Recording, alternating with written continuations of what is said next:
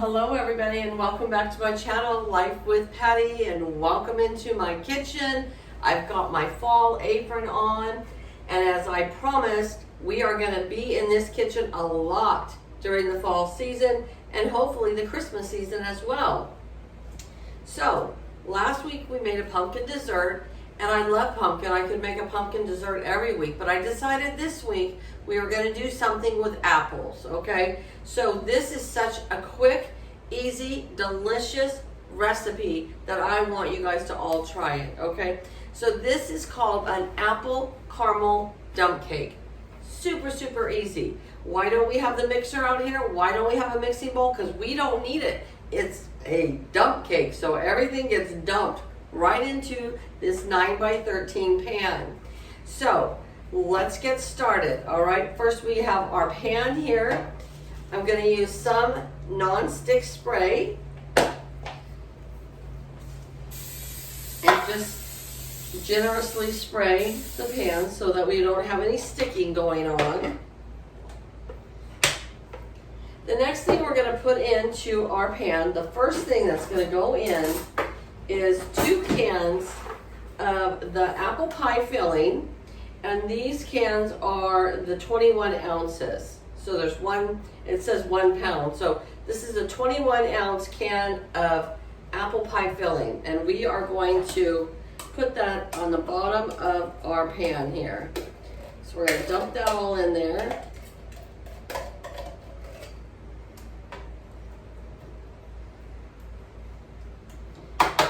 And like I said, we're going to use 2 cans. There's one. And here's the second one.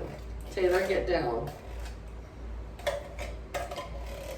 My cat is wanting to be the star of the show. She's watching me make this like, should I jump over there or not? No, you should not. So she's going, fine, I'll go look out the window. All right, so we have 2 cans of the apple pie filling at the bottom of our 9x13 pan. Now folks, I have preheated my oven to 350 degrees, okay? It's already preheated, ready to go. Now the next thing you need is some caramel sauce. Any kind of caramel sauce that you want is fine. I found this at my grocery store, but any kind of caramel sauce that you have or that you find at your grocery store works just fine. And what we're going to do is we're just going to drizzle that. Well, see, now this has been in my pantry for a while, so let me see. It's a little thick, but we're just going to drizzle it over the apples. And if you have any left over in the jar, just use it on some ice cream, you know, and top it off on the top of your ice cream. Or when your dump cake comes out, if you want a little extra caramel on there, you can do so. But be generous with it, you know. If you've got it, use it, you right? All right, I think that's more than enough. And we still have a little bit left in there. Uh-oh, Patty's gonna do something bad. Oh, how. Oh, I just love caramel. Okay. Now I gotta have a little sip of mine. All right. The next thing we're gonna do is we have 3 spices here. We have cinnamon, ground nutmeg, and ground allspice, okay? We are going to take 1 tablespoon of cinnamon,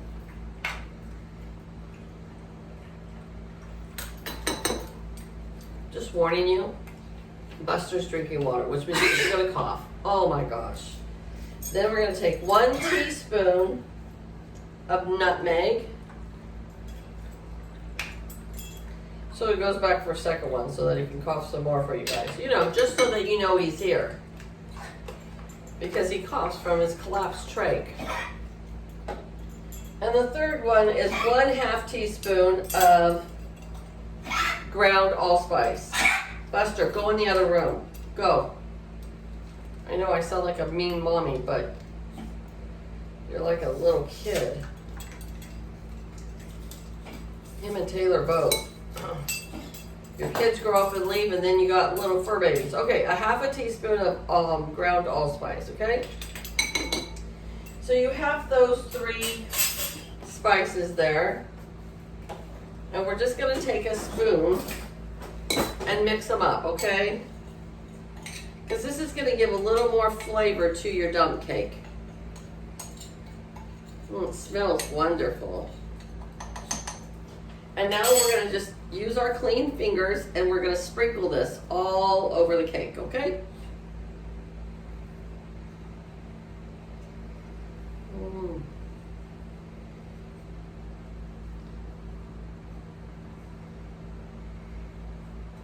And that will give it some extra flavor there.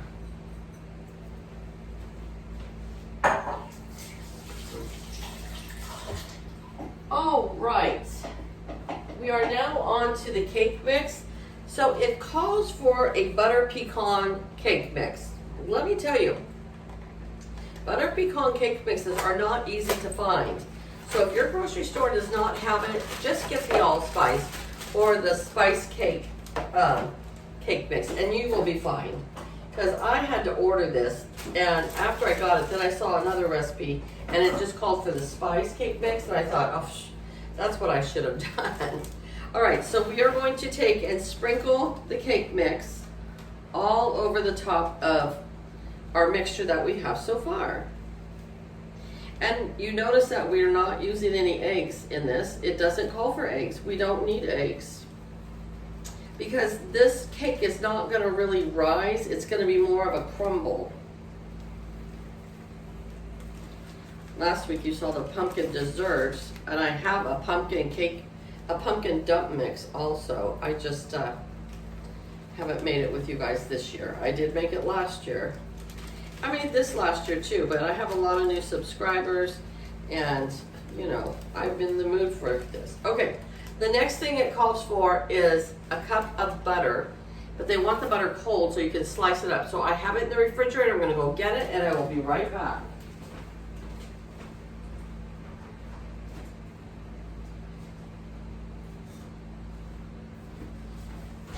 You guys saw my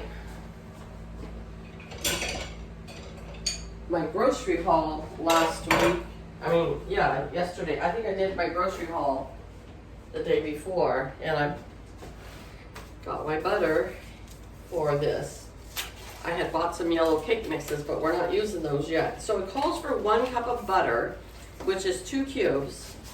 And if I remember correctly from last year, I like to take thin slices and go across the whole cake, because this butter is what kind of gives it that crumble cake mix, or you know, the crumble on top. And if you don't cover the whole thing, you get some dry spots that will just have the cake mix will be dry on there, and you don't want that. You want it to all be nice and covered. So what I'm going to do, folks, is I'm going to turn off the camera and finish doing this, because it's going to take a little bit of time, and then I will come back and I'll show you what it looks like before it goes into the oven. Okay, so I'll let you go have a potty break or something. All right, you guys, so here it is. As you see, I have little thin sliced pieces of butter to cover the entire cake mix. Now, I am a person that's a little bit too generous probably sometimes with my butter, and I ended up going over and I did put 1.5 cups of butter. Now, you don't have to put that much. You can cut them thinner, but it is important to get it across the whole cake so that it melts and you don't have any dry cake mix, you know, on the top. Okay, the last thing it calls for is 1 cup of whole pecans. No. Patty's not doing whole. I'm doing chopped. And so I'm doing 1 1/3 cups of chopped pecans. And we are simply gonna now sprinkle those right over the top of the butter. You see where I'm going with this, folks? It's all in one pan, no mixer, nada. So easy. And my house is going to smell so delightful. It's not even funny. Okay, so we are ready to go into the oven now. The oven has already deemed that it's preheated to 350 degrees for 50 minutes, almost an hour. And then when I come back, I will dish up a little bowl and put some whipped cream on for it and have a little taste test with you. Okay, and chances are I am going to be in my pajamas because it's already 20 to 8 and that's what I'm doing this video. So I'll see you guys in a little bit. Hey guys, it just came out of the oven. I want to show you how beautiful it is. Look at how beautiful that is. Oh, it's still bubbling. It smells divine in here. I am gonna let this cool down for just a little bit, and then after we have our dinner, I'll come back and have a taste test with you, okay? All right, you guys, well, I just cut a little piece off. It's still quite warm, which in my opinion is the best way to eat it, with a little bit of whipped cream, or a lot, you know. And the caramel is just melted all over the place. It's still good when it's cooled down, but I'm just gonna.